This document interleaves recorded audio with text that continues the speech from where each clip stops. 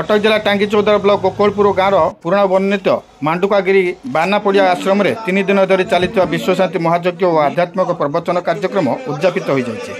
200 ऊर्ध्व वर्षर आश्रमर आध्यात्मिक कार्य राज्यर विभिन्न अंचल हजार हजार श्रद्धा जोग देते। आश्रम परिचालना कमिटी पक्षर समस्त कार्य सुचारू रूपे परिचालना करा सह समस्त श्रद्धालुओं प्रसाद सेवन व्यवस्था करा जायतिला। आध्यात्मिक प्रचार सह स्थानीय जनसाधारण किभली आत्मनिर्भरशील हो पारे से संपर्क में परिचालना कमिटी उद्यम जारी रखिछ बोली कहिसेंति कर्तृपक्ष। प्राय 200 वर्ष हम ये आश्रम बाबा आमर कुलमणि महाराज थे। कुलमणि महाराज जावापर अंते जीवानंद ब्रह्मचारी रहिले।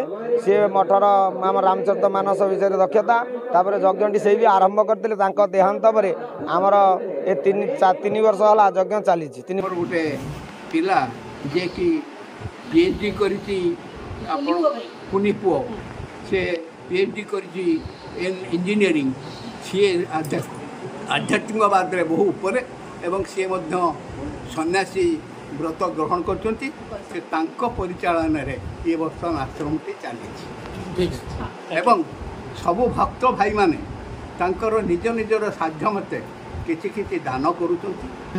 प्राय 10-12 वर्ष आश्रम सहित संश्लिष्ट एठी जे पूर्व आचार्य जे थिले स्वामी जीवानंद महाराज तांको संस्पर्श रे आम 1977 मसीहा